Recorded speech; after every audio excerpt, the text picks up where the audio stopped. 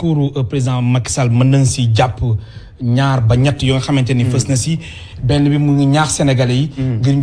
ngir ñu dem ñàkku ji wala fekkee ni ñàkkuwuñu mbir mi mën na ko jox ñeneen te am na yaakaar ni duñ fa àgg loolu yëpp muy ñaax sénégalais yi vraiment ñu dem ñàkku ji sinon rek dose yi mën nañ ko jox yeneen dëkk yi beneen bi aussi équipe nationale xam nga le président de la République il a parlé en bon sénégalais c'est-à-dire il a parlé comme un vrai sénégalais xam nga Sénégal li def suñu cohésion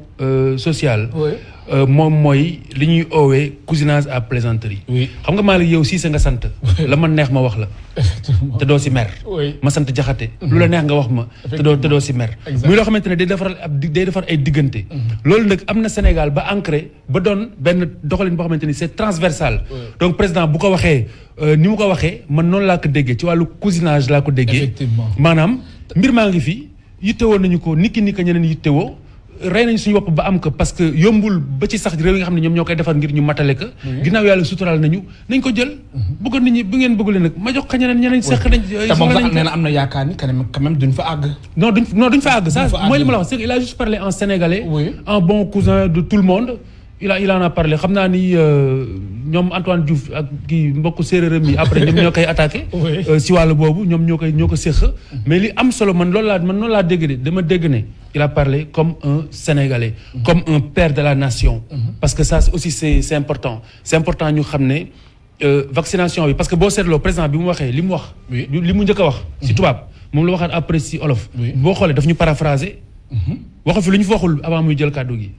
donc qu'est-ce que cela veut dire que actuellement jàngoro ji vaccin bi kese mooy li nga xamante ni moom mooy li gën a garantie jamono ji ngir mucc moo nekkandi solution bi moo ko nekkandi ginnaaw moo ko nekkandi dëkk Malick ay masque la ñu amoon di étouffé ak yooyu xam nga ak yeneen mais comme am nañ loo xamante ni moo ko nekkandi xëy na bu ñu demee ba si kanam bu ñu amee benn genre immunité boo xamante ni gën na yaatu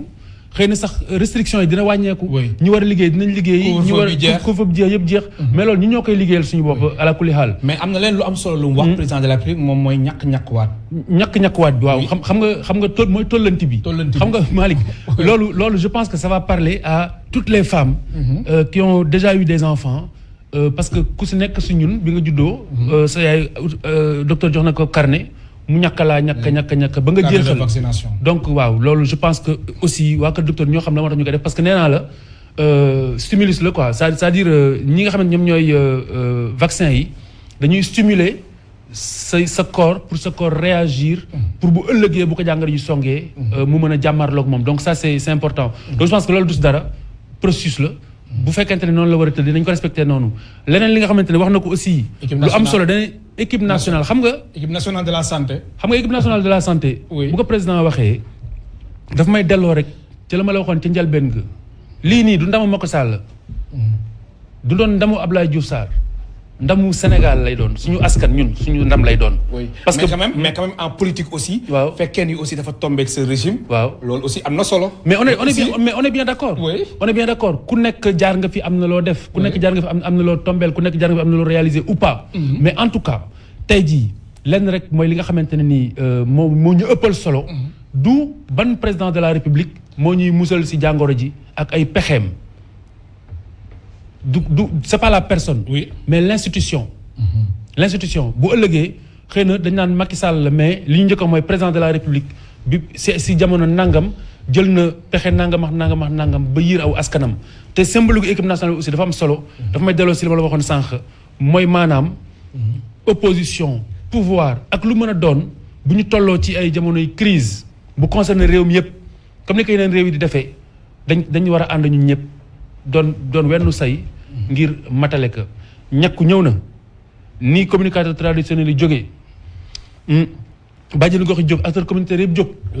autorité administrative yi jóg autorité gouvernementale yi jóg je pense que opposition bu Sénégal également noonu la war a jógee dem ñàkku ji nit ñi xam ne ñàkk bi ñëpp la war alors Khalifa gis naa yaa ngi insister sur opposition bi ñu war a ñàkku kon da nga seetlu depuis le début daal ñoom vraiment dafa am beneen doxalin. wala beneen taxawaay boo xam ne waroon nañ ko taxawee. non li may wax nii c'est pas propre à l'opposition actuelle. c'est propre au Sénégal. si réew mi nga dëkk fi nga juddoo maa exact problème mooy lépp loo xamante ni dafa xew. d'une question boo xamante ni c'est une question national. oui d'intérêt général. mais franchement Malick lan moo si gën a fës dañ koy politiser. buñ ko politiser li nga xamante ne moo si génn si résultat mën naa indi aw lor. yaa ma dégg léegi bu ñu ko politiser wulee teg mbir mi bu ëllëgee même bu ñu nee Macky Sall si ay jamonoom moom moo defoon nangam dinañ saluer aussi grandeur opposition bi nga xamante ni si ay jamonoom moom moo ñëwoon lëkkaloo ak nguur gi ngir def li nga xamante ni moom la war a def. mais loolu ay tolluwaay la rek. ay tolluwaay la parce que xam nga tey jamono dox na. ba Idrissa Seck ñëw lëngoo wax Macky Sall. jiite conseil économique social et environnemental. oui. waaw léegi nag loolu leneen la mais jamono mën naa dox tey ba opposition bi comprendre ne ni ñu jógee doon wenn say ba sóobu ci xeex coronavirus bu ñu demee ba vaccin ñëw war nañ see sóobu parce que xeex bi affaire bi jeexagul te tey am nañ si rôle bu am importance. oui alors.